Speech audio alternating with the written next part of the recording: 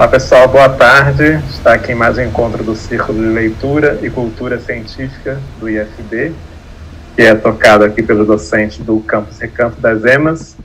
Hoje está aqui o professor Bruno Tardim, de Letras do nosso campus. Boa tarde, Bruno. A professora Bárbara de Barro, professora de Filosofia. Olá. Sou o professor Kaiser, de Biologia, e a gente tem como nosso convidado o professor Eric de Oliveira Leão, que é professor do campus Taguatinga. Olá pessoal, boa tarde. Está aqui em mais um encontro do Círculo de Leitura e Cultura Científica do IFB. Opa, teve um retorno aqui. O professor Eric Leão é formado em Física e em Filosofia pela Universidade de Brasília, UNB.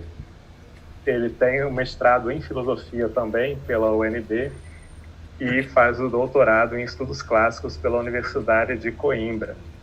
Boa tarde, Eric. Muito obrigado por aceitar nosso convite. Boa tarde. Então, posso iniciar uma apresentação aqui, então? Quanto tempo a gente tem, Kaiser? A gente tem 1h30. Deixa só eu falar um pouquinho do conto que a gente está Ótimo. Né? Por favor. Aqui no Círculo, a gente faz sempre a leitura de um conto de ficção científica, ou uma novela, ou um romance, né? E depois a gente faz essa leitura comentando, né? Cada parte interessante do texto. E semana passada e hoje nós estamos comentando um texto do Howard Philip Lovecraft, que se chama A Cor que Caiu do Espaço. O título em inglês original é The Color Out of Space, de 1927. Esse conto, o Lovecraft é um escritor conhecido por ser escritor de terror, né? Mas esse conto envolve uma mistura de terror ali com ficção científica. E a gente vai falar um pouquinho a sinopse do conto, só para lembrar, para quem não estava semana passada, que o Lovecraft é um escritor norte-americano que nasceu em 1890 e faleceu em 1937, antes da Segunda Guerra Mundial, né? Nascido em Providence, ali no estado de Massachusetts, nos Estados Unidos, e faleceu na mesma cidade, né? A infância dele a gente comentou na semana passada. Focar aqui nos temas dele, né? As histórias que ele escrevia misturavam terror com fantasia e ficção científica, e tinha uma visão da humanidade como uma parte pouco importante do universo, num repúdio ao antropocentrismo, né? De que o ser humano, na verdade, suas ações não tinham grande influência sobre os rumos do universo, né? Nesse conto que a gente está lendo, ele se passa numa cidade no interior ali dos Estados Unidos, numa região rural ali de Arkham, que é uma cidade fictícia que o Lovecraft inventou e aparece em vários contos dele, em que ocorre a queda de um meteorito na fazenda da família Gardner. E esse meteorito começa a desencadear situações estranhas na fazenda, né? Só para lembrar os personagens do conto, ele tem um narrador, sem um nome próprio, que é um técnico que está nessa região fazendo levantamentos para a construção de uma barragem que vai inundar uma região ali que inclui a fazenda dos Gardner. E ele vai descobrindo que a população da região considera essa fazenda como um lugar em que aconteceram coisas estranhas no passado. Esse técnico se interessa e vai procurar um morador idoso da região, que é o M. Pearson. Esse morador vai então relatar para esse narrador os acontecimentos do que eles chamam de dias estranhos, falando o que aconteceu com a família Gardner, né? Tinha essa fazenda em que o meteorito caiu ali ao lado do poço da fazenda, que era habitada pelo Nahum Gardner, o pai da família, a sua esposa, a senhora Gardner, e eles tinham 3 filhos homens, né? Tadeus, Mary e Zenas. E eu vou parar aqui a transmissão. Essa é uma sinopse bem curtinha do conto. para a gente poder começar a falar sobre ele. Eric, você quer comentar de alguma coisa sobre esse conto de forma geral? Assim? Não, eu tenho uma sequência para seguir, que eu sou etéreo. Eu começo a falar de várias coisas de forma não conectada. Eu preciso me ligar à minha sequência. Perdão. A gente, na semana passada, leu alguns dos trechos iniciais do conto, né? Bruno, você tem aí o PDF do conto com você? Tenho sim. Só um instantinho que eu localizo e abro ele aqui. A gente foi fazendo essa leitura e a gente parou justamente na parte em que pesquisadores da universidade levam uma parte do meteorito para ser analisada na universidade, né? Os pesquisadores colocados aí no conto como autoridades científicas que acabam não dando tanta importância aos fenômenos ali relatados pelo povo simples da região, né? Deixar o professor Bruno projetar o conto, o arquivo. E aí a gente vai avançar um pouco nessa leitura e parar para comentários. Na página 7.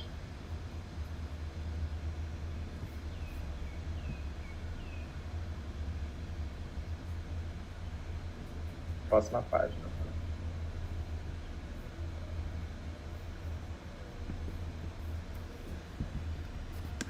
Um pouquinho mais para baixo, próximo parágrafo.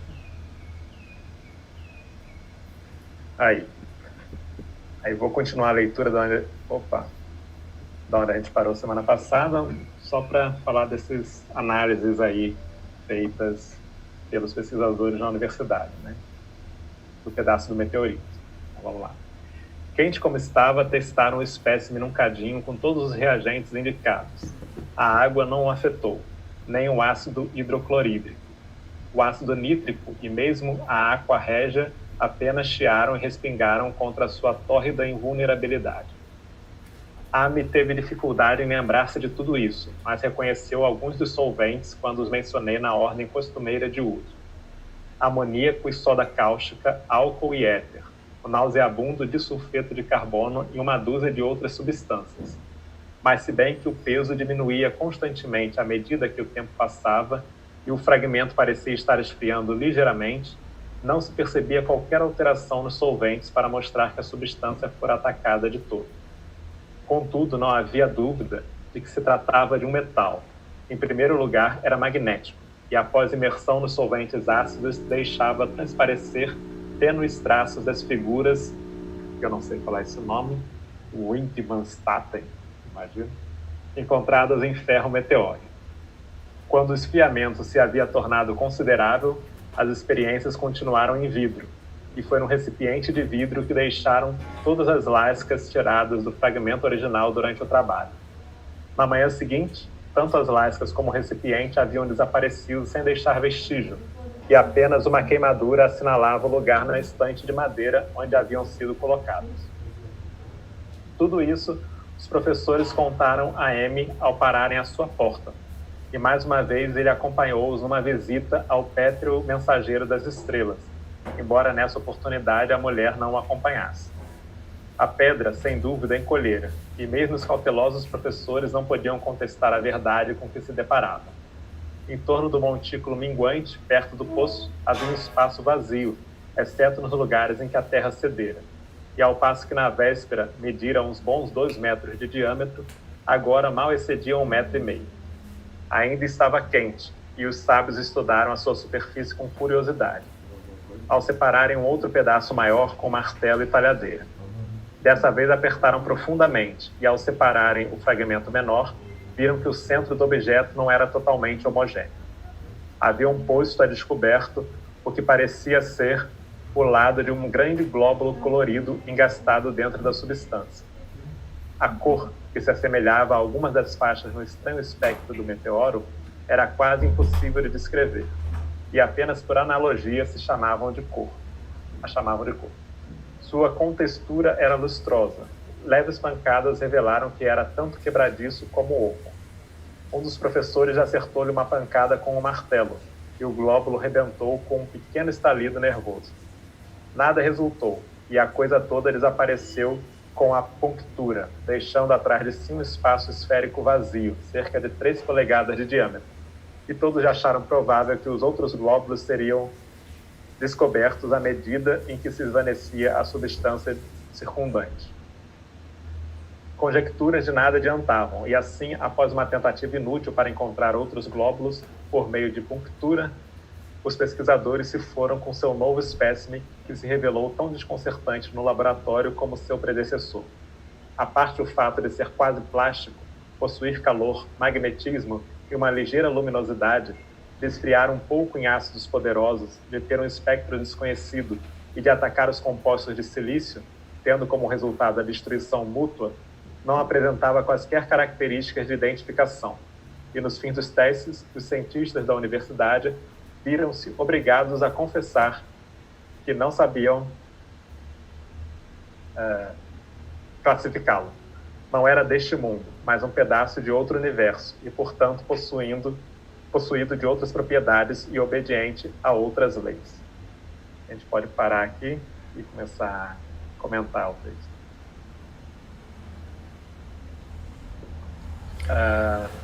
Passar a palavra ao Eric, então.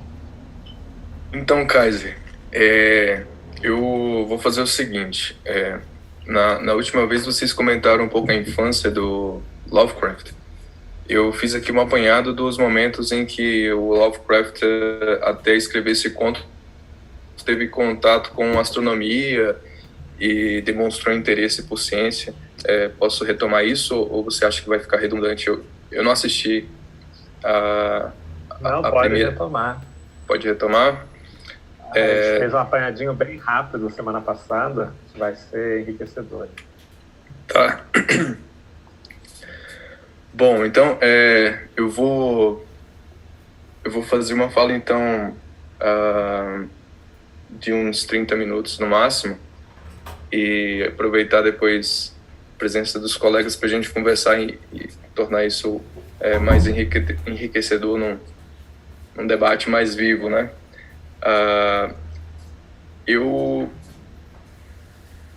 Primeiro eu queria comentar que eu tive dificuldades de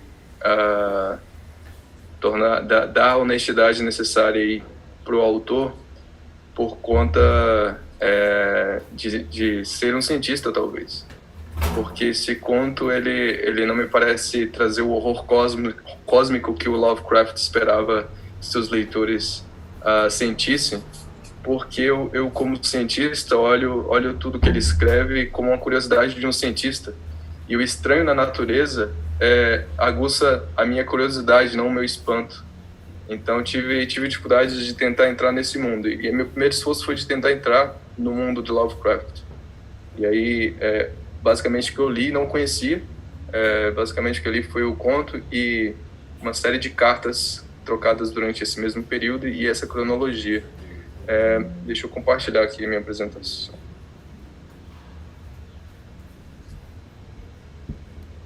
Todos bem aí? Então, bom, eu começo a cronologia de Lovecraft com o avô de Lovecraft, que foi uma figura muito importante para ele, uma figura que tinha uma biblioteca enorme em casa, nasceu em 1818, então bem no início do século XIX, e era rico. Lá em Providence, uma figura meio aristocrática, e isso explica muito da biografia e do estilo de Lovecraft, que sempre se pensou, mesmo em períodos em que foi uma figura empobrecida, sempre se pensou como uma espécie de lorde, assim, ariano, que não pode se rebaixar e tal. Tem um episódio em que ele teve suas roupas roubadas e todos os seus ternos, e que ele estava até sem grana na época, que ele precisou comprar de novo, e a primeira coisa que ele fez foi comprar um bom terno, assim. Então, esse é o Lovecraft, esse é a herança familiar de Lovecraft. Logo aos 7, 8 anos de idade, ele descobre Edgar Allan Poe no mesmo ano que o pai falece. Uma das coisas importantes para a biografia e para a vida desse menino Lovecraft é que ele perdeu muitas pessoas durante a vida e teve muitos casos de adoecimento mental na sua família, assim. Pai, mãe, tio, tia. Parece que era uma família que tinha o que talvez hoje a gente poderia chamar de alguma depressão, assim, algo ligado a fenômenos ligados a doenças mentais. Mas a infância de Lovecraft, ao que me parece, foi uma infância mais saudável comparativamente ao restante da vida. Ele teve bastante afeto e as pessoas que o rodeavam o tratavam como uma figura especial, e ele acreditou nisso, e isso acho que foi o mais importante para ele se tornar quem ele se tornou, do ponto de vista intelectual. De modo que, por exemplo, aqui na idade de 8 a 9 anos, ele começa a publicar um periódico, que eu até localizei, que é esse tal de Rhode Island Journal of Astronomy, que está aqui do lado, bem, assim, infantil, né, a gente poderia dizer, mas a família falava, não, você é um jornalista, você está fazendo jornal e tal, isso é o seu periódico. E ele manteve isso, estudava astronomia por conta própria e mantinha esse jornal e distribuía entre membros da família. Na verdade, falei de um, são dois aqui, ele manteve por uns bons anos. E primeiro começou distribuindo entre membros da família e amigos, e depois isso virou algo que ele distribuía na própria vizinhança de Providence, de bicicleta mesmo. Aos 12, 13 anos, ele ganhou seu primeiro livro de astronomia e também um telescópio refrator. A astronomia, enquanto estudo autodidata, enquanto prática experimental, foi algo que esteve presente na vida dele sempre, até os últimos anos, assim. Algo que ele gostava. E ele não pôde fazer astronomia porque ele não se formou, ele não fez a high school, ele não terminou. Ele sofria o que hoje a gente chama de bullying na escola, por ser essa figura aristocrática, zona, que senta com a coluna reta e fala de um jeito que as pessoas zoam. Ele tinha apelidos, assim, sempre ele tinha o que ele chamava de colapsos nervosos o tempo todo quando ele voltava a estudar. E até o ponto em que, em algum momento, ele largou a escola de forma definitiva e não voltou a estudar. E isso impediu de seguir uma carreira como astrônomo e ir para a universidade fazer astronomia. E, com certeza, isso afetou a vida dele inteira, né? Porque ele, já muito jovem, escrevia para jornais da cidade. Ele começou bem como criança, fazendo essa espécie de quase brincadeira nos círculos de amigos e familiares de criar um próprio jornal de astronomia, mas depois isso ficou sério, e ele começou a publicar nos jornais da cidade mesmo, colunas de astronomia, assim, de modo que nas suas últimas tentativas de voltar a estudar, o seu nickname, o seu apelido era The Professor, o professor. Ele já tinha toda uma formação e um estilo que o descolava dos seus pares, né, seus coleguinhas. Isso é um fato importante. Ele fazia experimentos em casa. Tem uma cena da sua adolescência, dos 16, 17 anos, em que durante certos experimentos de química ele sofre uma enorme queimadura, e o que vai fazer ele sentir dor nesse dedo que queimou em tempos frios. Um outro fato que eu acho importante de mencionar é que o que essa cronologia alega para o fato dele não ter terminado os estudos, o fato dele ser ruim em álgebra. Eu não fui a fundo nisso, mas talvez seja uma espécie de motivação, entre aspas, para os colegas que fazem os cursos aí de exatas com o interesse em física e astronomia e se culpa por não saber as matérias de cálculo e ter dificuldade de passar nas disciplinas. Lovecraft, como um gigante intelectual, também teve essa dificuldade, e às vezes me parece, assim, vendo o que ele se tornou e o que ele conseguia fazer, assim, do ponto de vista intelectual, não me parece que essa fosse uma dificuldade do ponto de vista conteudista. Me parece que há algo além aí, ligado a uma dificuldade de relacionamento, a uma tentativa de aprender as coisas sozinho, sem pedir ajuda e tal, que é típica também dos nossos estudantes de exatas, que às vezes se frustram por não conseguir avançar nas disciplinas, por conta de pequenas dificuldades e que poderiam ser resolvidas com algum tipo de socialização mais saudável. Bom, e vários momentos da vida que aparece a palavra astronomia aqui, o tempo todo ele está iniciando novas colunas de astronomia. E tem um fato interessante para o nosso conto que eu encontrei nessa cronologia que talvez elucide um pouco essa ideia que me pareceu muito estranha, confesso, de fazer terror com cor. Durante toda a história da cultura, a cor foi sinônimo de beleza e não de feiura, não de monstruosidade, não de estranheza. Eu acho muito estranho que Lovecraft fale de cores estranhas. A minha reação não era de olhar para as cores e falar, pô, essas cores me assustam ou são estranhas. A única coisa que eu consigo lembrar da minha história, de olhar para a natureza e ver estranheza, tem mais a ver com animais, com bichos, como, por exemplo, quando eu deixei café numa garrafa durante 1 ano e quando eu abri depois tinha lá um fungo enorme e eu me assustei.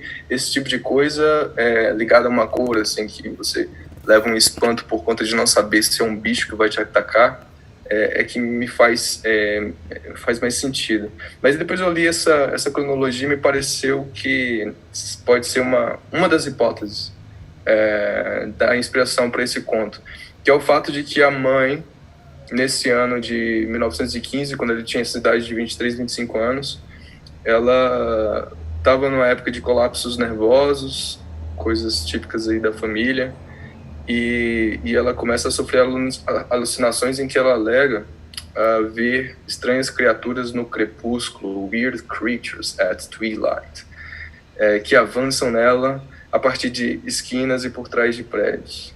Aí eu peguei essa foto aí, inclusive de Providence, de um jornal que eu não sei se isso é fake ou não chequei, dizendo que este curioso fenômeno ocorreu, que é um fenômeno celeste estranho que ocorreu na cidade de Providence, que ocorre de forma bastante rara, que é esse espectro de arco-íris anormal. Isso eu vou deixar aí para os nossos universitários pensarem um pouco mais e reagirem a essa estranheza aí.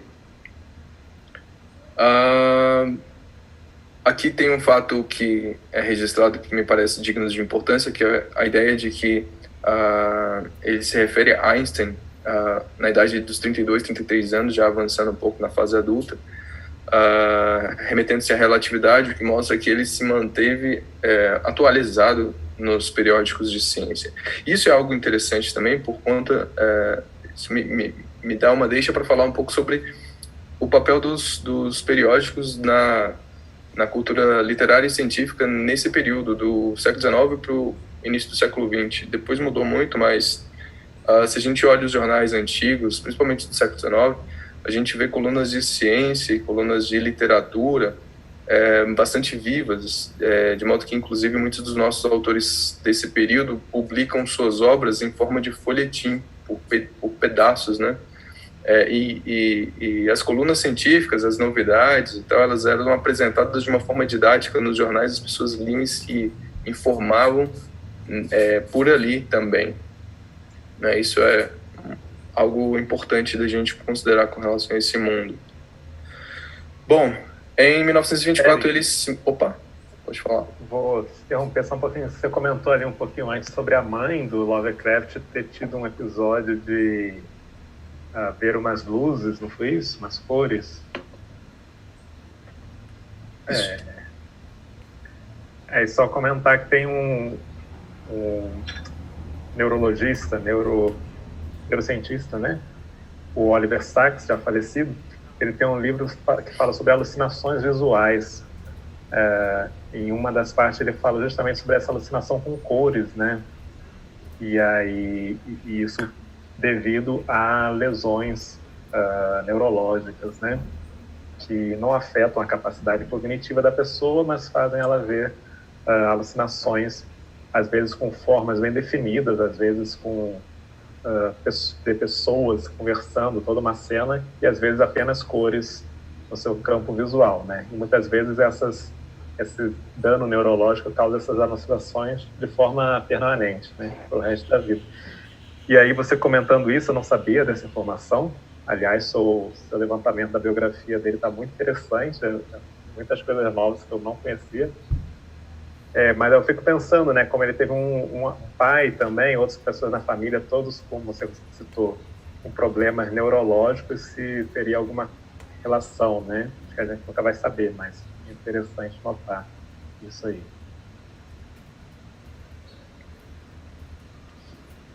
Legal, exatamente. Depois eu quero essa referência aí direitinho. Quer dizer, eu posso rever o vídeo, eu pego, mas muito legal. Bom, massa. Nessa época ocorre ocorre algo que muda bastante a vida de Lovecraft. Na verdade, muda para pior. Assim, ele se casa e muda para Nova York, e nessa cidade ele não encontra emprego, e ele encontra os seus próprios demônios, eu diria. E ele encontra talvez ele entra de encontro com uma sua dificuldade de lidar com a diferença, que talvez seja um dos elementos trágicos e contraditórios que serão motivos de sofrimento para Lovecraft e, contraditoriamente, de enorme criatividade para a criação de seus monstros e histórias terríveis, por conta dessas suas experiências nesse mundo que lhe é hostil ao seu estilo, hostil à sua forma de ver o cosmos. Aqui ele cita no ano de 1925 que cogita suicidar-se. Isso é algo que ele já tinha cogitado na morte do avô, se eu não me engano. Ele passa a vida inteira tendo essas situações em que ele pensa em suicídio, e ele anda nesse ano aí sempre com um frasco de veneno. Aqui, novamente, ele assiste pela primeira vez um eclipse total, em 1925, na cidade de 34 anos. Novamente, mantendo-se atualizado e sempre seguindo o que ocorre no mundo da astronomia, né? Ou seja, mostrando que essa era realmente algo que uma coisa que ele faria carreira, né? Se tivesse feito faculdade, virado um cientista, talvez a gente percebe o tempo todo ele está sempre ligado nisso. Bom, e aí, finalmente, em 1927, ele escreve o nosso conto, The Color Out of Space, A Cor Fora do Espaço. Aqui eu também posso... eu tenho várias hipóteses, né? Como são muito difíceis de provar e trazer elementos para fundamentar, eu só coloco para que as pessoas que venham a ler e pensem sobre esse conto sigam essa hipótese de trabalho para ver se faz sentido, né? Eu penso que a ideia de color out of space talvez seja um nickname para color out of place, no sentido de uma cor que não deveria estar ali, do ponto de vista de alguém que tem dificuldades com a diferença, né? Isso é algo sutil que veio na minha cabeça. Chegou a comentar semana passada sobre esse título, né? Que as traduções em português fazem várias tentativas diferentes de traduzir, né? Então a gente achou a cor que caiu do céu, a cor que caiu do espaço, a cor do espaço profundo, a cor do espaço distante, várias traduções que acabam apagando um pouco esse sentido dúbio, né? Do título original que você citou agora. Exato, até porque em inglês é muito mais forte o uso, a acepção de pessoa de cor, man of color, people of color, do que em português. Eu acho que a gente usa menos hoje em dia, e teria que ver na língua portuguesa como é que a gente usou isso no passado, mas isso é muito mais vivo, né? Nos cartazes desse período americano em que você tem lá na porta dos restaurantes proibida pessoas de cor, tem lá a palavra color, né, de forma bem explícita. Então, a primeira coisa que eu fiz quando fui ler o conto foi olhar a biografia. E olhando a biografia, eu olhei o título, e essa ideia foi a primeira que veio na minha cabeça: The Color Out of Space. Tá, tudo bem, deixa eu ler esse conto aqui. Então, acho que é algo que é preciso manter em mente. Mas vamos avançando aqui, que eu tenho algumas hipóteses aqui de hermenêuticas para tratar de Lovecraft de uma forma geral. Em 1930, o planeta Plutão é descoberto, ele viaja para ver o eclipse solar. Em 1932, em 1935 ele vê o arco-íris lunar, fenômeno raro. Acompanha um cometa em 1936, ou seja, ele se mantém sempre até o final da vida, sempre associado à astronomia, sempre ligado a astrônomos e a fenômenos celestes, quase que como tentando manter vivo o sonho que ele não pôde perseguir. Bom, agora eu vou fazer uma leitura mais rápida para fazer, e se vocês quiserem parar em alguns momentos para comentar, vocês podem só me chamar aí. E aí, assim, a gente pode voltar também depois dessa leitura para um ponto específico que tenha ficado para trás. Eu escrevo dessa forma, em pequenos parágrafos, pequenos aforismos. Eu acho que depois fica fácil de voltar pelo número, né? Então eu fiz esse tópico aqui chamado Lovecraft e Mimesis. E vamos lá, vou passar a leitura. A estética de Lovecraft toma o belo como sendo algo que estava sendo construído na Nova Inglaterra e que teve seu desenvolvimento interrompido, de modo que a beleza se encontra no passado, um fragmento parado no tempo, representado pelo homem do campo. Em carta de junho de 1927, a Bernard Austin Dwyer, ele diz: tudo estava indo bem do ponto de vista cultural para a Nova Inglaterra, até a modernidade chegar. E a respeito da estética, ele diz: toda arte genuína é local e enraizada no solo. A cultura como um todo, sofisticada, cultura crítica, pode ser cosmopolita e internacional, mas a força artística criativa é sempre provincial e nacionalista, se autodefinindo como uma síntese de paixão pelo arcaico e imaginação fantástica. Horror cósmico. Em carta de 24 de agosto de 1926, Lovecraft escreve a respeito do gênero weird, estranho, o seguinte: sobre o que é sugerido pela palavra weird, e é claro, a estranheza está confinada no horror. Devo dizer que o real critério é a forte impressão de suspensão das leis naturais ou a presença de mundos invisíveis ou forças próximas à mão, mentes de diferentes perspectivas ou diferentes graus de sensibilidade reagem diferentemente a uma dada história. Para mim, The Pit and the Pendulum contém nada além de verdadeira estranheza, exceto pelos toques atmosféricos introdutórios. Os horrores são também, sem dúvidas, físicos e de origem meramente humana. Em 30 de março de 1926, naquele mesmo ano, com 35 anos de idade, ele havia escrito acerca de suas concepções filosóficas e cósmicas o seguinte: nos meus dias de mocidade, eu gostava dessas especulações filosóficas, mas finalmente atingi um estado tão completo de ceticismo que o próprio processo de filosofar cessou de ter interesse para mim. Eu sou um absoluto cético e materialista, e tomo o universo como um incidente totalmente sem propósito e essencialmente temporário, em um rearranjo incessante sem limites de elétrons, átomos e moléculas que constituem os cegos, mas regulares padrões mecânicos da atividade cósmica. Nada importa realmente, a única coisa que uma pessoa tem a fazer é pegar os valores artificiais e tradicionais que ele encontra em torno de si e fingir que eles são reais, de modo a manter aquela ilusão de significância na vida que dá aos eventos humanos sua motivação aparente e semblante de interesse.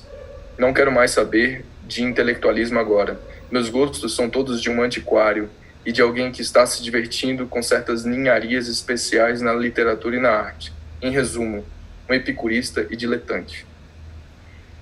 Eric, queria só fazer um comentário. Eu acho interessante ele falar isso, né? Que ele justamente está fazendo especulações filosóficas, falando que não quer fazer especulações filosóficas, né?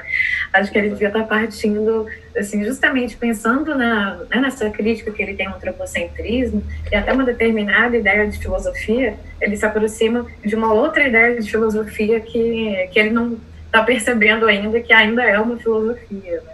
Eu acho que a gente tem várias coisas para conversar sobre isso depois. Temos sim. Eu vou fazer uma parte aqui para comentar. Pode falar. Falar sobre um comentário e colocar aqui no chat, né? O Armando Silva da Mata. Ele fala que ele acredita que para Lovecraft ele gostava de subverter a ideia do antropocentrismo através de seus contos como uma cor inimaginável, né? Um terror inominável, deixando transparecer a limitação do ser humano que para o cosmos nossas ações pouco interferem nessas cadeias de eventos astronômicos. Que, na minha opinião pessoal, do Armando, né, sem muito aprofundamento, acredito que ele tentava transmitir através do terror cósmico que ele contava, tipo o terror de perceber que para o cosmos a vida humana é praticamente nada. E acho que isso está nesse trecho que você colocou aí, né, Eric? Que era esse mesmo, algo que ele tentava colocar nos contos dele, né, nas ficções dele. E eu achei interessante que, ao mesmo tempo em que ele fala sobre isso, né, que nisso que você acabou de colocar, que as tradições são valores artificiais e tudo mais, na biografia dele a gente vê, na verdade, uma pessoa apegada a certas tradições, né, inclusive tanto elitista, um pouco com problemas com a diversidade, né? Então fica um contrassenso ali, na verdade, no que ele acredita de fato, né? Assim, o Lovecraft é uma figura que eu acabei me encantando como personagem por si só, sabe? Eu tô meio viciado em ler as cartas que ele trocava com seus colegas, assim, que é quase exercício de psicanálise, assim, privilegiado, porque ele fala para colegas, para pares, para amigos, então ele fala com muita honestidade. Então você vê os monstros todos, sabe? Com bastante clareza. E você percebe como os contos, e isso já é uma interpretação minha, são seu tipo de clínica, sabe? Para passar pelo mundo, sendo quem ele é, sendo que ele foi criado como ele foi. Posso continuar? Alguém tem alguma outra questão? No mundo de Color Out of Space, a ciência não é redentora, não é capaz de resolver os problemas do mundo e de construir coisas belas. Ela é o elemento que torna mais vivo o desamparo humano frente à grandeza da natureza. Aí tem aqui um trecho que ele fala: desejei vagamente, aqui o narrador, né, do conto, Desejei vagamente que algumas nuvens se juntassem, pois um estranho medo diante das profundezas do vazio celeste acima começaram a afetar minha alma. Uma coisa que me fez ecoar aqui Pascal. E referindo-se à atitude dos cientistas ao estudar o meteoro, o narrador diz: e quando, ao ser aquecido diante dos espectroscópio, mostrou brilhantes faixas diferentes de todas as cores conhecidas do espectro. Falou-se ofegantemente de novos elementos, bizarras propriedades ópticas e outras coisas que cientistas intrigados costumam dizer quando face a face com o desconhecido. Aqui eu faço uma interrupção das reflexões mais filosóficas e vou passar para um estudo um pouco mais científico assim, das cores e falar um pouco sobre isso, por conta de que é um círculo de ciência e talvez a gente tenha pessoas participando que não sejam iniciadas na ciência, né?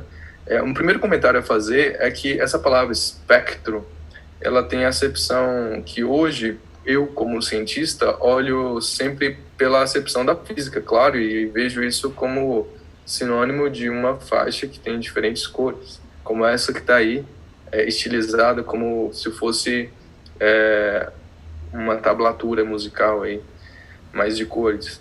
Mas ela já foi, no passado, na sua história, uma palavra utilizada para falar também do incorpóreo, do fantasma, do aparente. E aí eu me lembro também de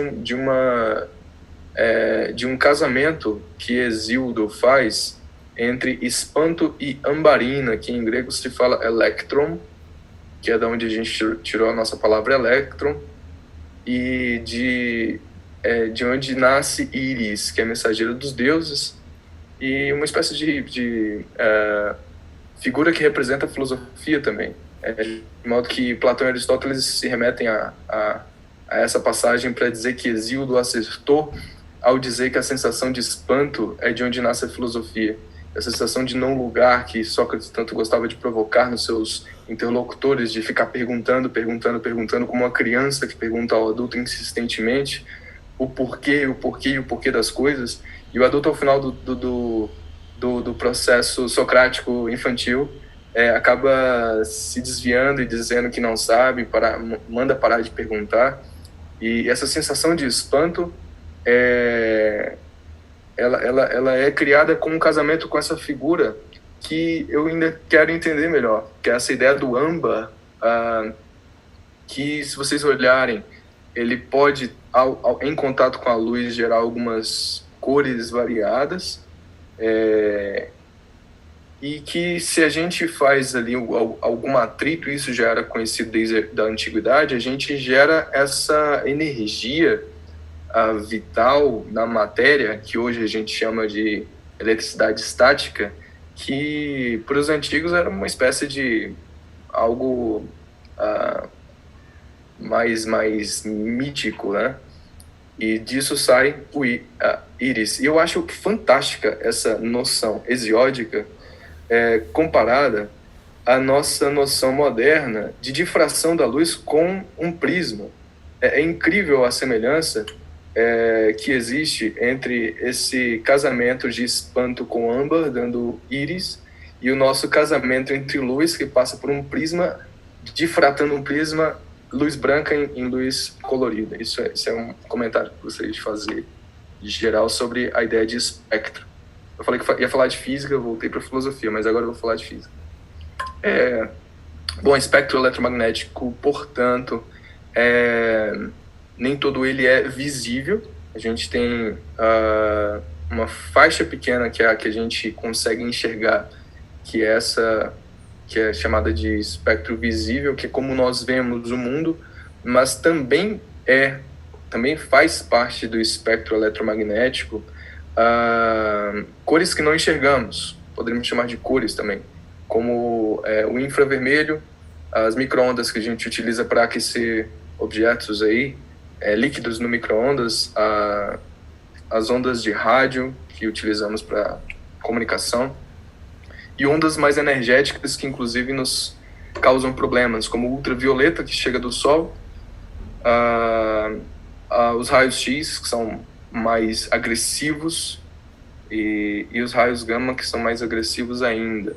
Todas elas com níveis de energia cada vez maiores aí, num crescente que vai para a direita.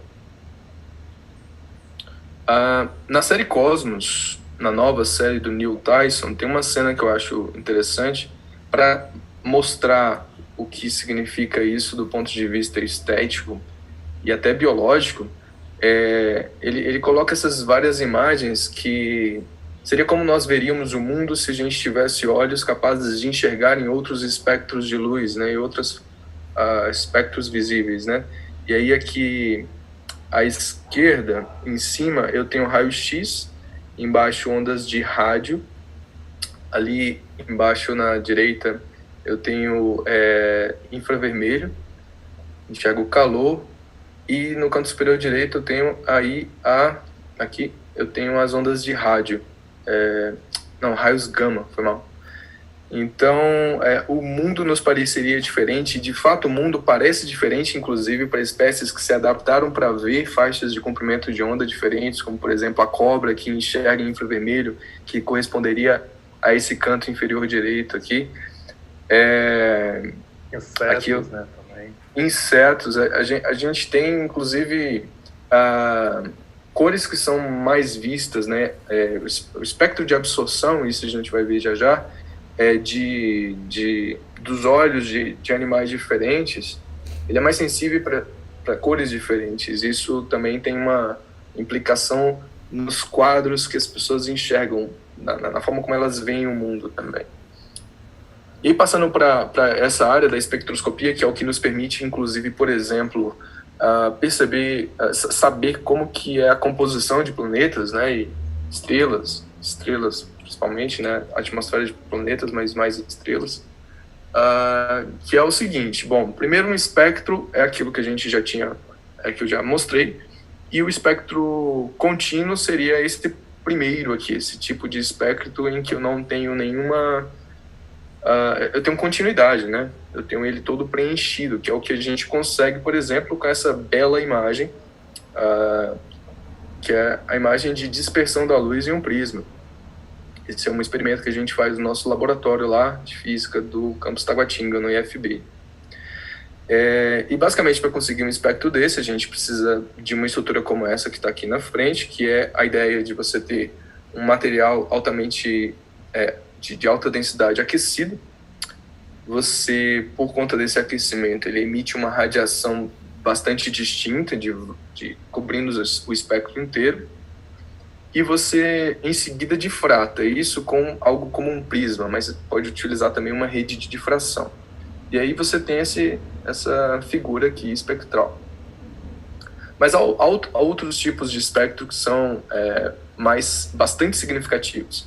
Esse aqui é o meu preferido, que é um espectro que você consegue se você pega um gás. Aí aqui perceba a diferença de um material antes que era denso e é aquecido, e agora um gás. A diferença de um material sólido para um material gasoso está na baixa interatividade entre moléculas, de modo que ao aquecer o gás, o que nós aquecemos é cada uma das moléculas, e não há emissão de radiação ligada à interação entre elas. Em um material denso, você tem radiação que é emitida também por conta da interação entre moléculas. De modo que a radiação emitida, ela não é completa, não é contínua, ela apresenta alguns picos de emissão, e esses picos de emissão, eles são característicos de elementos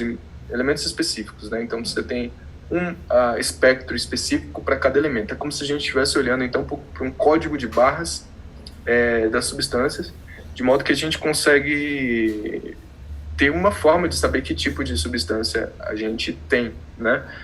Eu gosto de apresentar, quando eu dou aula de física, esse tipo de abordagem mais experimental, já que a gente está falando de Lovecraft, para mostrar o aspecto não mítico que os livros, na sua apresentação paradigmática e meio mítica da ciência, acaba transparecendo, que é essa ideia de que o átomo é um sistema planetário, sabe, com um sol no centro e partículas se movendo em torno, mas a gente nunca viu isso. E a gente nunca vai ver, porque ver significa olhar o que sai de uma certa interação com a matéria. E a gente nunca sabe como essa matéria é, sem a gente interagir. Ou seja, ver significa interagir e significa bagunçar. Então a gente não olha para a matéria nunca. O que a gente vê é reflexo. A gente vê alguma coisa que sai a partir de um procedimento experimental. E isso é importantíssimo. E o que a gente tem aqui é exatamente isso. A gente tem um dado experimental e o que a gente precisa fazer é construir um modelo. E aí sim os modelos envolvem essas imagens que a gente constrói e coloca nos livros didáticos. Mas essas imagens são só os mitos. Elas não são os fatos. Os fatos são essas coisas aqui realmente espantosas, para utilizar aí a linguagem do mito. Paralelo a esse espectro, que é o espectro de emissão descontínua, ligado a essa característica das substâncias, eu tenho um espectro de absorção, que envolve a emissão de um espectro contínuo por uma substância densa aquecida, que é feita passar por um gás frio. Esse gás frio aqui significa a emissão dele é baixa para a gente detectar com o nosso experimento, né? De modo que o que eu vou detectar aqui do outro lado é o que esse gás conseguiu absorver. E a gente sabe, por experiência, que da mesma forma que as substâncias emitem, elas absorvem nas mesmas faixas espectrais, elas gostam de cores específicas, né? Para quem está estudando modelos atômicos, essa cor específica que a matéria gosta tem a ver com por exemplo, com o tipo de transição eletrônica que um átomo de hidrogênio faz quando ele sai de um nível eletrônico para outro nível eletrônico. E essa diferença de níveis eletrônicos, ela me dá a radiação específica do tipo de energia que essa substância gosta de se alimentar ou gosta de emitir. De modo que, olha só a vantagem do espectro de absorção. Quando eu olho para a luz de uma estrela como o Sol, por exemplo, o espectro não é contínuo, porque a luz que é produzida lá no interior do núcleo do Sol, por meio de reações de fusão nuclear e emissão de espectro contínuo, ela, ao passar pela atmosfera do Sol, ela interage com os próprios elementos que estão lá na superfície do Sol, e esses elementos absorvem essa energia, de modo que a gente tem condições de olhar para o espectro, ver o que está faltando, olhar para os nossos espectros de emissão específicos que nós aqui na Terra construímos por meio dos experimentos, e a gente compara e sabe o que tem lá no Sol, o que tem lá na superfície. A gente não precisa viajar lá para ver o que está acontecendo lá. A gente só olha e fala, não, peraí, esse espectro aqui, ele parece esse espectro de absorção de alguma coisa que foi emitida e passou por algum gás que consumiu esses pedaços de onda eletromagnética. Então, essa é uma aula que eu acho importante para a gente perceber a importância que é o estudo das cores para a astronomia, o estudo da espectroscopia para a astronomia e também para as ciências dos materiais de uma forma geral, que é o que nos permite enxergar a matéria.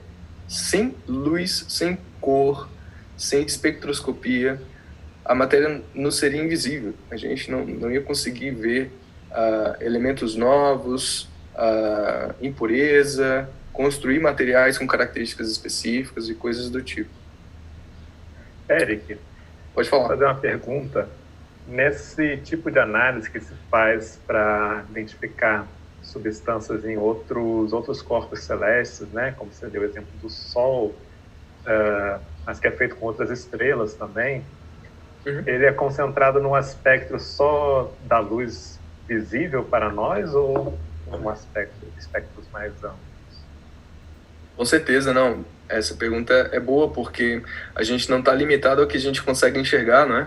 A gente pode olhar com os nossos instrumentos de medida por meio de espectros maiores, tanto que existe visor de luz infravermelha, por exemplo, para se mover à noite, não é?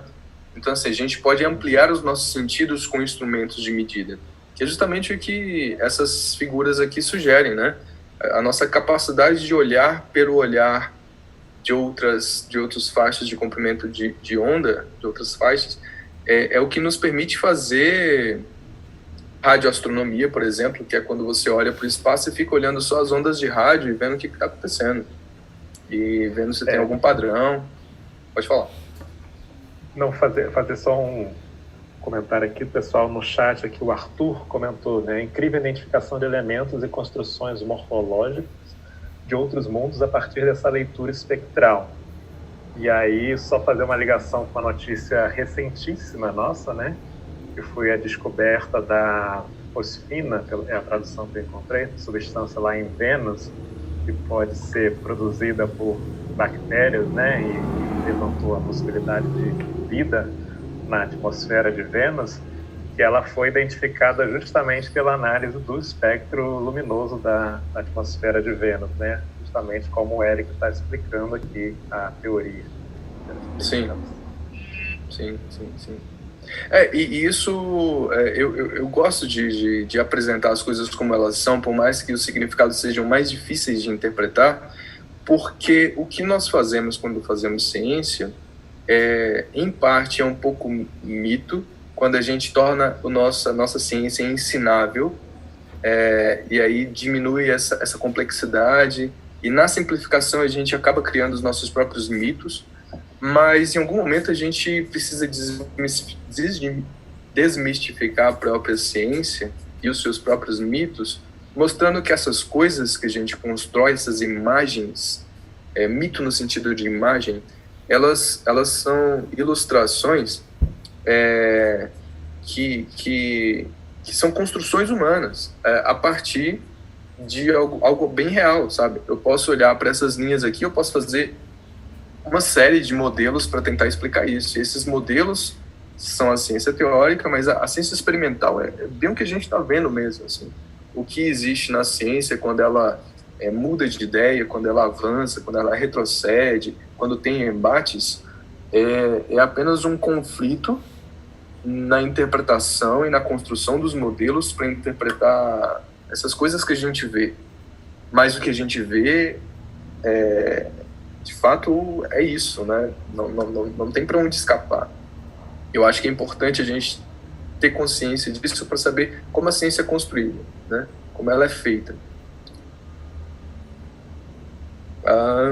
Vamos lá. Aqui eu só coloquei o espectro de a distribuição do espectro solar para mostrar um pouco que a nossa capacidade de enxergar a luz visível e a capacidade também dos animais que surgiram no planeta de enxergar a luz visível está conectada diretamente com o pico de emissão do nosso espectro, da nossa estrela, né? Do Sol. Aqui, onde está colorido aqui, é onde eu tenho a maior emissão da nossa estrela, do Sol. Se a gente caminhar para a direita ou para a esquerda, a gente vai ter outros comprimentos de onda infravermelha, onda de rádio, vários outros, mas em menor quantidade, uma quantidade que vai diminuindo. Então, a maior quantidade de radiação eletromagnética emitida pelo Sol é nessa faixa aí. Mas isso não significa que ele não emita em outros comprimentos de onda. Muito bem. Agora eu vou voltar para o aspecto da filosofia e do mito, e vou agora relatar um pouco o que me permitiu elevar a dignidade desse autor, assim, o máximo que eu pude, comparando com aquilo que eu sei, com aquilo que eu gosto, que é a tragédia. E algo que eu deveria ter feito desde o começo, eu fiz isso muito recentemente, mas vou ler para vocês as minhas reflexões a respeito do horror e da tragédia de uma forma geral. Então, número 1, medo homérico hesiódico. Em Homero, o mundo em guerra, o humano em guerra agindo como lobo um do outro, o estado de guerra é narrado como uma síntese, um símile estado de natureza. Mas mesmo lá, no combate, a grandeza, tanto de aqueus quanto de troianos, relembra constantemente que não se trata de humanos agindo como lobos uns dos outros, mas de humanos símiles a lobos, em uma ação de guerra impiedosa. Em Exíodo, há uma importante imagem dessa verdadeira disputa entre quem amedronta mais o outro, na descrição da prole do romance entre Ares, deus da guerra, e Afrodite, deusa do amor, na Teogonia. Ele diz lá: e de Ares rompe escudos, Citereia, que é a nossa Afrodite, pariu pavor e temor terríveis, que tumultuavam os densos renques de guerra de guerreiros, e com Ares destrói fortes no horrendo combate. Temor e espanto. Retomando a imagem do espanto que eu já comentei. Você está aqui no início da Metafísica de Aristóteles, do primeiro livro, em que ele diz o seguinte: de fato, os homens começaram a filosofar agora como na origem por causa do espanto, na medida em que inicialmente ficaram espantados pela sensação de não lugar, ton atopon taumassantes, diante das dificuldades mais simples. Em seguida, progredindo pouco a pouco, chegaram a enfrentar problemas sempre maiores, por exemplo, os problemas relativos aos fenômenos da Lua e aos do Sol e dos astros, ou os problemas relativos à geração de todo o universo. Ora, quem experimenta um sentimento de aporia e espanto reconhece que não sabe, e é por isso que também aquele que ama o mito, de certo modo, é filósofo. O mito, com efeito, é constituído por um conjunto de coisas espantosas. A gente poderia parar e falar só sobre isso, mas eu vou avançar sobre o que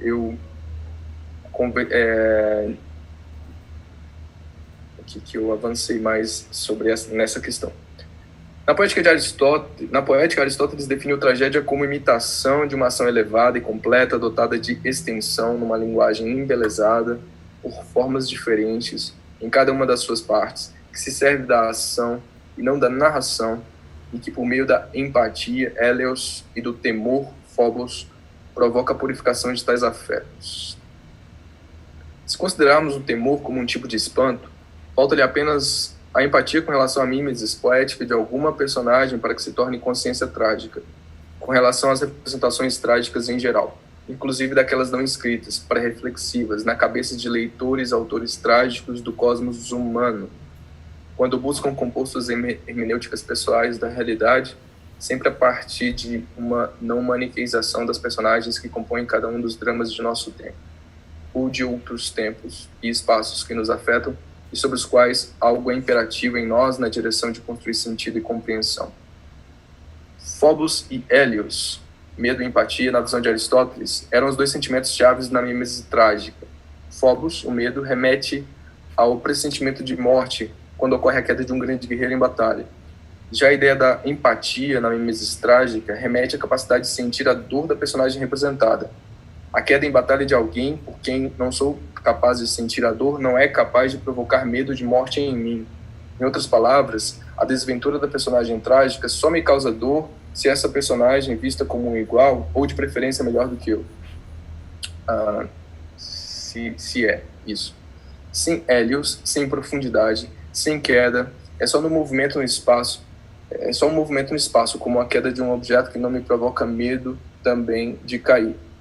Essa ideia da profundidade psicológica me fez lembrar aqui a profundidade psicológica do monstro construído por Frankenstein, que Mary Shelley faz ter profundidade psicológica que não aparece nos filmes. Um comentário. O mundo criado por Lovecraft, cheio de mistério, medo e monstros, é um mundo que me causa medo individualmente, Um mundo que nos convida a ficar dentro de casa, protegidos, a evitar os combates e a preservar a própria vida do furor da natureza. O mundo Lovecraftiano é um mundo perigoso, que diminui a distância entre civilização e natureza, trazendo o próprio sentimento de insegurança da natureza para dentro da civilização, pela criação de bestas e não humanos matáveis, cuja queda nós somos incentivados a desejar por conta do tensionamento narrativo que nos coloca diante da escolha óbvia entre nós e o outro monstrificado. Fazer um comentário. A gente comentou semana passada sobre essa característica de muitos textos do Lovecraft de não descrever em minúcias, né, o elemento estranho ou horrível que está ali na trama, né, e preferir muitas vezes descrever a reação do personagem àquilo, né, o medo, a náusea, e falar sobre aquilo como algo indescritível, né, inconcebível. E parece aí, pelo que você colocou, ele focar nessa questão da empatia, né, ele trazer o horror, trazendo a empatia do leitor pelo sentimento de medo do personagem, mais do que pela descrição de um monstro ou de algo assim. Legal. A gente nunca é monstro lá, né? A gente nunca tem noção do que é ser o monstro. E ter medo daquele que te considera como monstro, né? Mas isso é uma outra questão que a gente pode aprofundar. Que nos ensina também a compreender o nosso próprio mundo. E aí eu acho que torna complexa e mais atraente a leitura desse autor. Bom, fiz aqui um ensaio, isso é muito arriscado, mas ainda assim eu acho que é importante se arriscar, porque é assim que a gente avança nas discussões. Que é um ensaio de comparação entre terror e tragédia. Eu estou comparando uma coisa que eu conheço com uma coisa que eu não conheço, eu entrei em contato há pouco tempo e eu adquiri gosto recentemente, então é um grande risco, mas é um ensaio. Então, de um lado eu coloco o terror como sendo maniqueizante, algo que alimenta o medo e constrói monstros. Enquanto que na tragédia você tem o aspecto de ser ela totalizante, de modo que não há quem não sofra. Não existe monstros e não monstros, todos sofrem. Além do medo, ela alimenta a empatia. Não há monstros ou vilões, há sempre heróis trágicos. Do lado esquerdo eu tenho aqui o terror sendo essa coisa que, mantendo-se no pathos do medo, mimetiza o sistema primitivo do fight or flight, lutar ou fugir, típico do estado de guerra. E do lado da tragédia, nós temos essa ideia de que ela mimetiza a queda de grandes nomes, alimentando, além do pathos do medo, maior identificação com a dor do herói trágico, alertando para o risco constante e sempre presente da nossa conversão em monstros uns dos outros. Do lado do terror eu tenho a mimesis de indivíduos isolados, indivíduos sem amigos ou com poucos amigos. E do outro lado, na tragédia, eu tenho mimesis de indivíduos em algum coletivo, sempre. Do lado esquerdo, eu tenho aqui a ritualização do desamparo diante dos perigos do cosmos.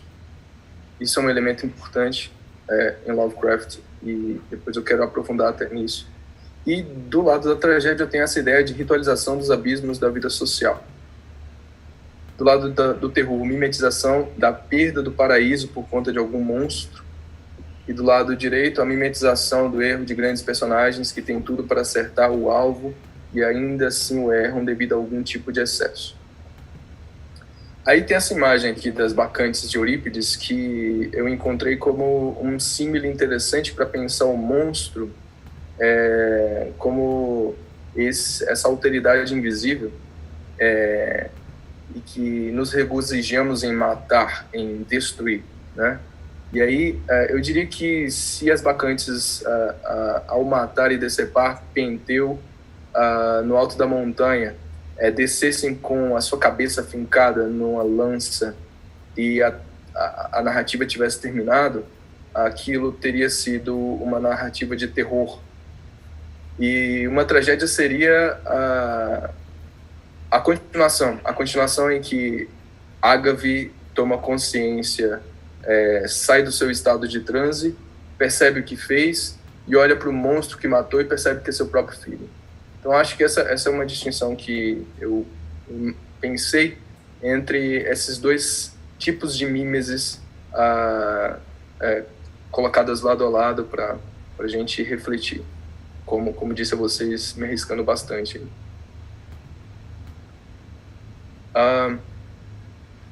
Kaiser, como é que estamos de tempo?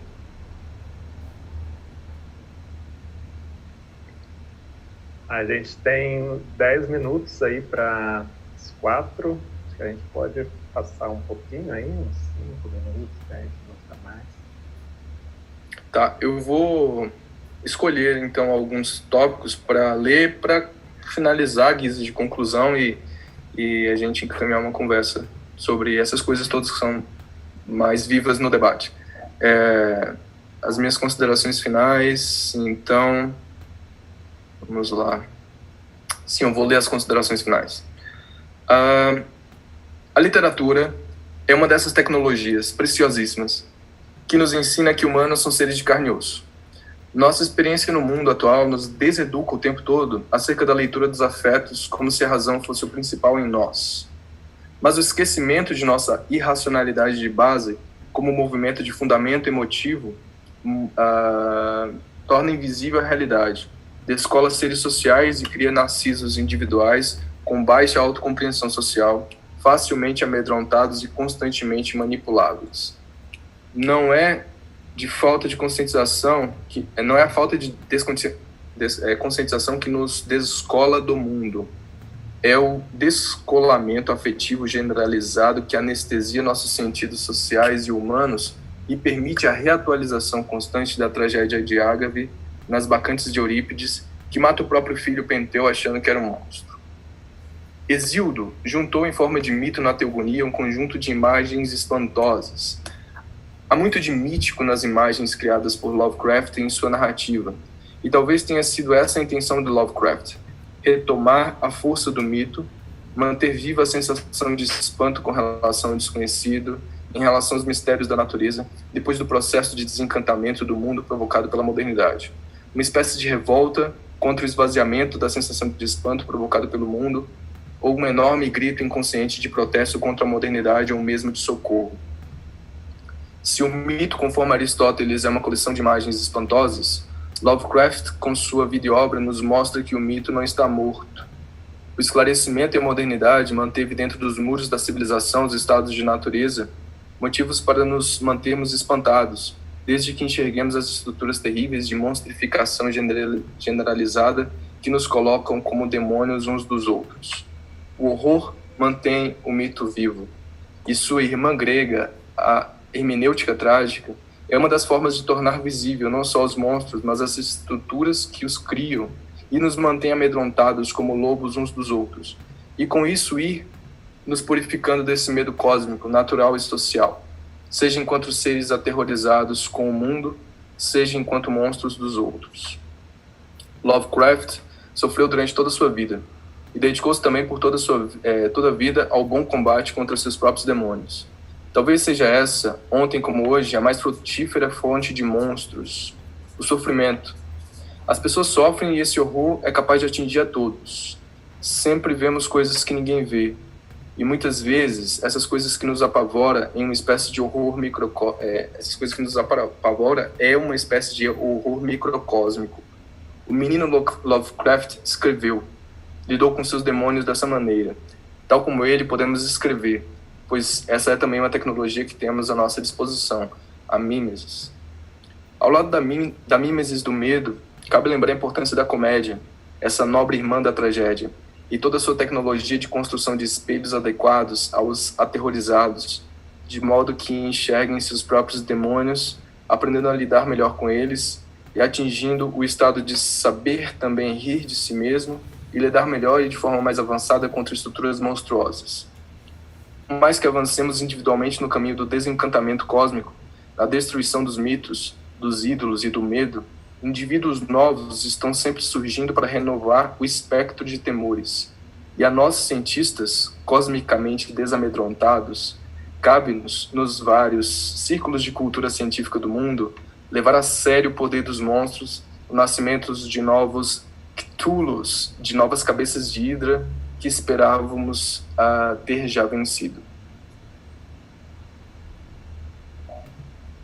É isso.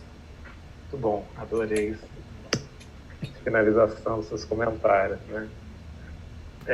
E achei interessante essa relação que você fez do Lovecraft, né? No momento ali, final do século XIX, início do século XX, em que a ciência se apresentava como algo que ia esclarecer todos os mistérios, né?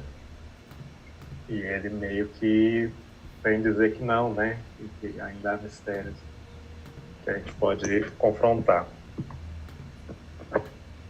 Bruno, Bárbara, vocês querem comentar?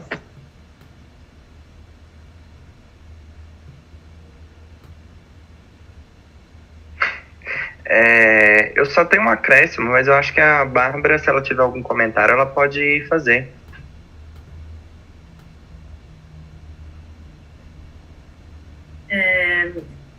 Não, é muito interessante, tem muita coisa para falar do Lovecraft, né? A gente sempre fica meio perdido.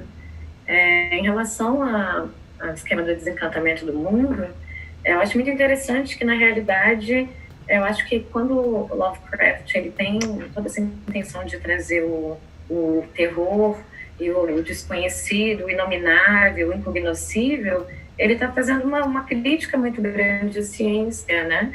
Porque a ciência, na sua visão moderna, na sua visão de evolução, de progresso e de desencantamento do mundo mesmo, ela nunca vai ser efetiva. E justamente esses monstros que ele traz aparecem como essa incapacidade nossa, né? Incapacidade do humano, a pequenez do humano, em que a gente tem várias questões do universo, várias questões cósmicas, o mobiliário do universo que vai escapar da nossa capacidade de cognição, né? Eu acho que ele tem muito a gente pode dizer, ter uma leitura kantiana do Lovecraft, pensar assim, como quando ele traz esses horrores, quando ele traz uma cor que a gente não consegue, que não faz parte do nosso vocabulário, né? Que a gente não tem uma estrutura linguística, semântica para lidar com o desconhecido. Acho que ele tenta trazer isso, né? E dizer que, na realidade, o ser humano ele não tem capacidade de desvendar os mistérios do cosmos, porque eles escapam à nossa capacidade de compreensão, né? A gente é uma pequenez, assim, um pedacinho de areia ali que não consegue entender as coisas, né? Então, acho que quando ele traz toda essa grandiosidade, assim, essa magnitude cósmica, ele tenta demonstrar isso, assim, que a ciência, por mais que a gente tenha toda a questão da objetividade, da neutralidade axiológica e tudo mais, ela ainda assim é um instrumento humano, né? E às vezes nem a própria ciência consegue ajudar a gente a desvendar esses mistérios, que são mistérios que não estão inscritos numa linguagem que é dada a nós mesmos lermos, né? Eu acho muito interessante essa perspectiva.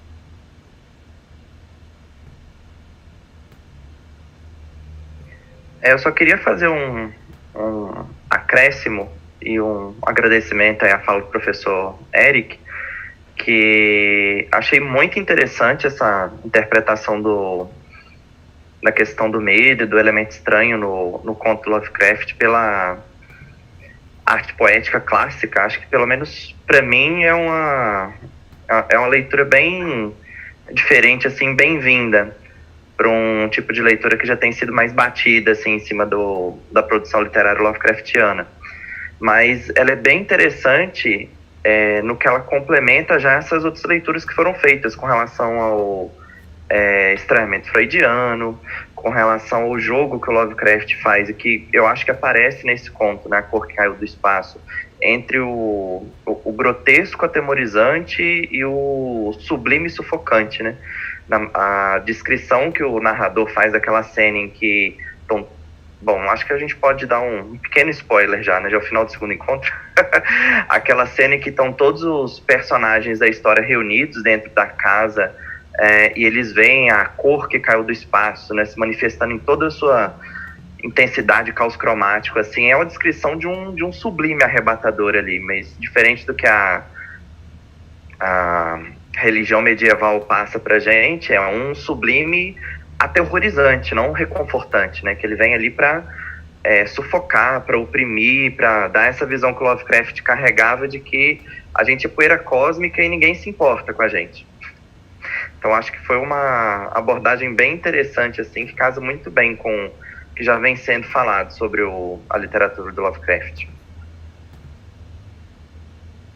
Só mais uma coisinha, que agora eu lembrei, que eu acho uma coisa, pensando justamente na utilização da cor, né? Eu sempre falo com os meus alunos, assim, em algum momento, falo assim, então, vocês conseguem imaginar uma cor que vocês nunca tenham visto? Assim, é uma coisa que você não é inimaginável, né? É inenarrável. Não existe a capacidade de você pensar uma cor que não existe. Então, acho muito interessante usar esse artifício da cor, porque ela esgota a nossa imaginação, né? Não é que nem quando a gente tenta construir uma coisa que não existe através de composição e tudo mais. É uma coisa que você não tem como explicar. Então, com um monstro, é mais difícil você fazer isso. Que, por exemplo, a gente consegue imaginar a figura do Cthulhu, a gente consegue imaginar outras figuras monstruosas, mas uma cor que a gente não... que caiu do espaço, uma cor que não corresponde ao nosso espectro, não só visível, mas também visível instrumentalmente, é uma coisa que, de fato, você fica estarrecido, né? Esse terror, assim, que você fica... Falando, acho que vocês levantaram sobre a semântica também, né? E a questão da cor. A nossa própria história, né? Eu li já faz tempo isso, eu teria que procurar essa referência, mas um estudo sobre a citação do termo azul, né, em textos antigos, que a própria definição da cor azul parece algo recente para a humanidade, né, ocidental, né, textos mais antigos, Grécia Antiga, por exemplo, não tinha essa referência ao azul, o céu era branco, o mar era verde, né, e que a própria entendimento do azul como algo diferente das outras cores, do azul, do verde ou do branco, né, seria algo mais recente, né, embora a gente não tenha nenhum motivo para acreditar que a capacidade visual, mecânica do olho dessas pessoas fosse diferente da nossa, essa concepção da cor azul já seria algo novo, né, então a própria concepção das cores sendo algo que é construído pela nossa cultura, né? Nesse mesmo trabalho que eu li, falava da questão do branco, né? Que nos Inuits, né? Aquela comunidade próxima ali ao Polo Norte, eu esqueci o nome, né? Alasca ali, né? E norte do Canadá, eles têm várias palavras para vários tons de branco, né? Enquanto para a gente é tudo branco. E não só as palavras, né? Tendo essas palavras, eles conseguem diferenciar vários tons de branco que para um americano ali estudando não tem diferença, não percebe diferença entre aquilo. Né? Achei interessante essa ligação entre a semântica e o entendimento do universo, né? No geral. Gente, a gente está aqui, são 4 horas já, e eu queria, para não esquecer, já falar que semana que vem a gente tem um terceiro encontro falando sobre esse mesmo conto, né? E a gente vai continuar lendo ele, mas é um encontro que não vai ocorrer aqui pelo YouTube. Nossos terceiros encontros vão ser fechados com participantes que podem entrar na videochamada e comentar, falar sobre as suas impressões da leitura. Então, quem tiver interesse em participar, faça contato com a gente. Quem é do campus Recanto das Emas pode fazer contato direto com os professores. Quem não é, tem o nosso perfil do Instagram, né? O @Círculo de Leitura IFB. Pode mandar uma mensagenzinha lá, a gente dá acesso ao texto, que aliás vai estar no link da bio do perfil, para o pessoal que quiser ler antes já.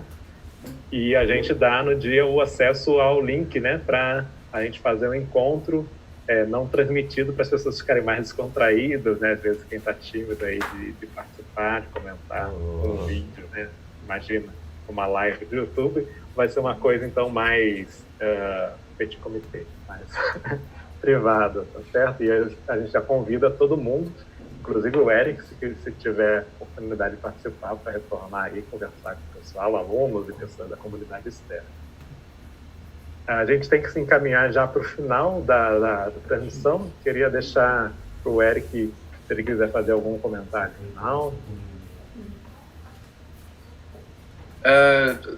Na verdade, queria convidar as pessoas a irem até esse autor e ler seus contos, ler também um pouco sobre a sua vida, tentar enxergar o mundo a partir do espectro desse Lovecraft e também continuar esse exercício de enxergar por meio das várias leituras que a literatura nos permite dispor, o exercício de enxergar o mundo por cores diferentes, de autores diferentes, de estratos sociais diferentes, para que os nossos temores diminuam, ou a gente saiba lidar melhor com os nossos demônios.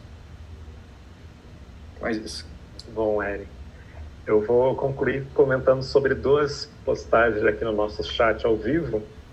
O nome do perfil é Minateando, que comenta que a gente está falando sobre o Lovecraft bem no período em que lança uma série inspirada nele, né? Que é a Lovecraft Country, que está passando na HBO, né?